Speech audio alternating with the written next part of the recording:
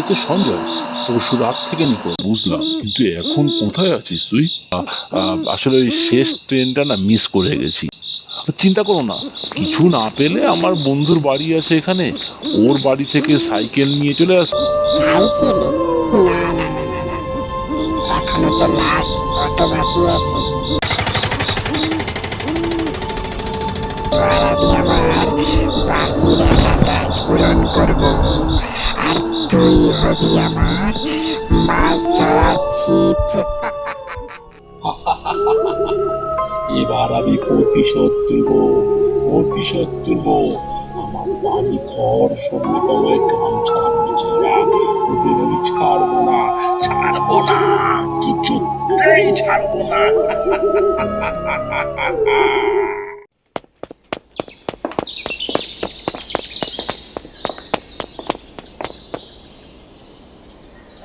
এ কি, টুনি কাকা এভাবে দৌড়াচ্ছে কেন?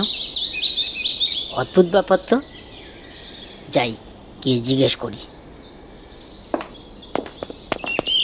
চুনি কাকা, ও চুনি কাকা, আরে কি হলো তোমার?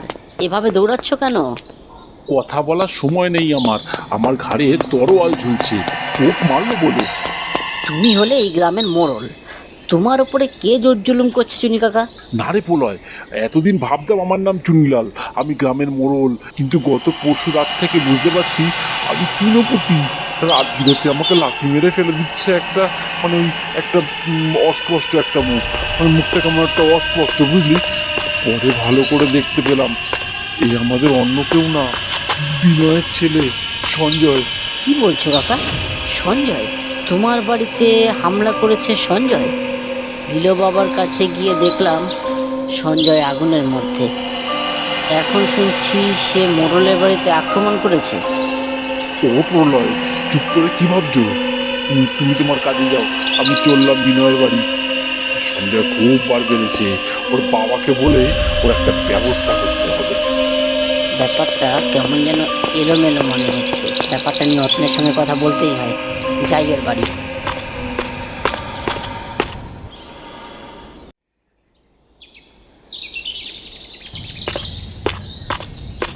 আরে আসুন আসুন চুনিলাল বাবু, বসুন। বিনয়, তোমার বাড়িতে বসতে আমি আসিনি, যে কাজে এসেছি সেটা করে চলে যাব। তোমার ছেলে। হ্যাঁ চুনিলাল বাবু, 3 দিন হয়ে গেল, এখনো বাড়ি ফেরেনি। সব জায়গা খুঁজেছি, কিন্তু কি সব যাতা বলছো? এসব ভুলভাল কথা বলে ছেলেকে বাঁচাতে পারবে না। ছেলেকে বাঁচাবার কথা কেন আসছে চুনিলাল বাবু? গত 2 দিন ধরে তাকে খুঁজে পাওয়া যাচ্ছে না, গ্রামের অনেকে তাকে খোঁজার চেষ্টা করছে। পাওয়া যাবে কি করে? সে যে 2 রাত আমার বাড়িতে উপদ্রব চালিয়েছে, ও জানতো আমি তোমার বাড়িতে আসবো, তাই আর বাড়ি ফেরেনি। তবে তো এখনই যেতে হয় আপনার বাড়ি। এখন আর গিয়ে কি লাভ? সে কি এখনো আমার বাড়িতে বসে আছে? শুধু মাঝরাতে এসে ঝামেলা শুরু করে।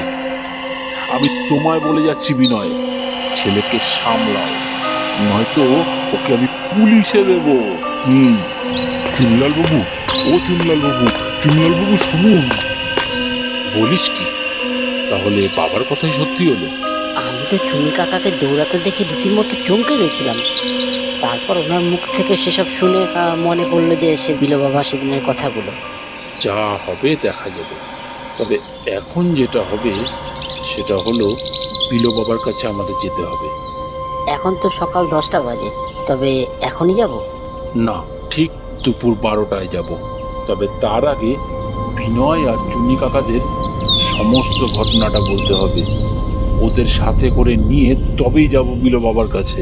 ঠিক আছে, তুই যেমন ভালো বুঝবি।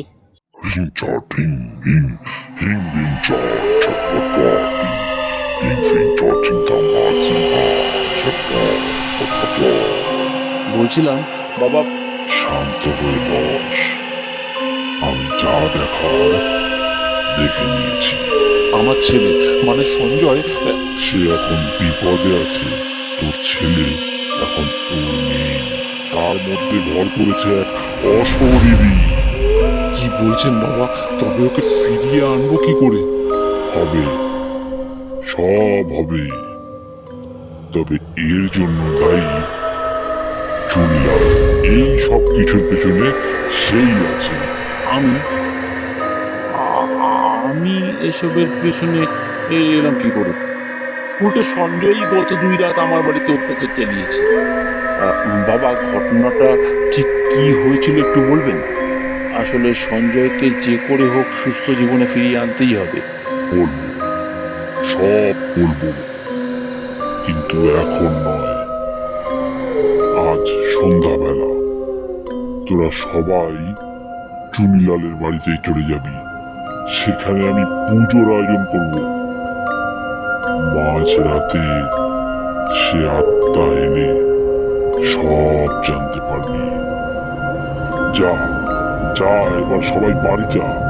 আর আজ রাতে এক দুর্ঘটনার সম্মুখীন হওয়ার জন্য প্রস্তুত হ। রিং রিং ছট, ছটপট ছট, রিং রিং। বাবা, এত রাত হলো, কেউ তো এলো না। এই তোমাদের জন্যই আমার ছেলেটাকে খুঁজতে দিতে পারলাম না আজকে। এখানে আমার ছেলে আসবে না। আসবে কি আসবে না সেটা একটু পরেই বোঝা যাবে। কি অবস্থা করেছে এই 2 দিন আমার ঘর দুয়ারের। সময় এসে গেছে, সে আসছে, সে আসছে। ওরে বাবা রে! এই দেখো দেখো কি সব করছে দেখো সঞ্জয়। বাজে কথা বলবেন না চুনিলাল বাবু। এসবের মধ্যে কোথায় আমার ছেলে? আছে, এর মধ্যেই তোর ছেলে আছে। তোরা আমায় আটকাতে পারবি না। আমি ওকে মারবই। সঞ্জয়, তুই এরকম কথা কেন বলছিস? শান্ত হ, শান্ত হ। থাম তোরা, আমি দেখছি। কি চাই তোর? আর কে তুই? আমি ওকে মেরে ফেলবো। ও আমায় বাড়ি থেকে বের করে দিয়েছিল। রাস্তার দুর্ঘটনার শিকারে আজ আমি এখানে। এখানে কি করতে এসেছিস? কে বের করেছিল তোকে?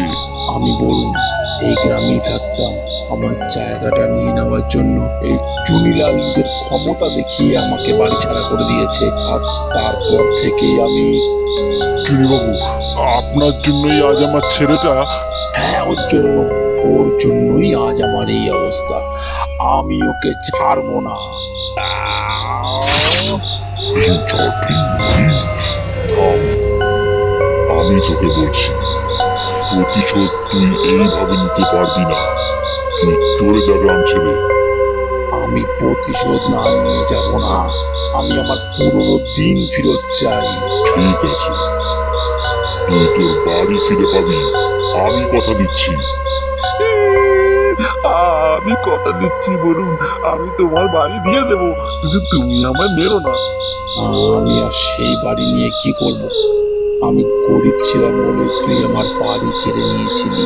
আমি চাই তুই নিজের বাড়ি ছেড়ে দে গরিব মানুষের জন্য, নয়তো তোকে আমি আজই শেষ করে ফেলবো। তাই হবে, তাই হবে। এ বাড়ি আমি গরিব মানুষের নামে করে দিচ্ছি, কিন্তু তুমি আমায় মেরো না বলুন। এবার তবে তুই চলে যা। তুই তোর ইচ্ছা পূরণ করেছিস।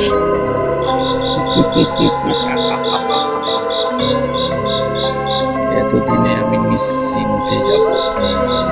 এরপর যদি আবার এরকম ঘটনা ঘটাস, আমি আবার আসবো, আবার আসবো, আবার আসবো। এতদিনে এই গ্রাম অভিশাপ মুক্ত হলো। যা যা, ছেলেকে নিয়ে বাড়ি যা। এবার তবে আমরাও নিশ্চিন্ত হলাম। একদম। আমাদের গল্প ভালো লাগলে অবশ্যই চ্যানেলটিকে লাইক, কমেন্ট আর সাবস্ক্রাইব করতে ভুলো না। আর হ্যাঁ, আমাদের প্রতিদিনের গল্পের শেষে থাকবে একটি করে প্রশ্ন। সঠিক উত্তর যারা দেবে তাদের মধ্যে থেকে লটারির মাধ্যমে বেছে নেওয়া হবে 3 জনের নাম। পরের গল্পের শেষে তাদের নাম আমরা দেখাবো, তাই অবশ্যই লাইক, কমেন্ট, সাবস্ক্রাইব এক্ষুনি করো। আর পাশে থাকা বেল আইকনটি প্রেস করতে ভুলো না, যাতে আমাদের পরবর্তী গল্পের নোটিফিকেশন সবার আগে তোমাদের কাছে পৌঁছে যায়।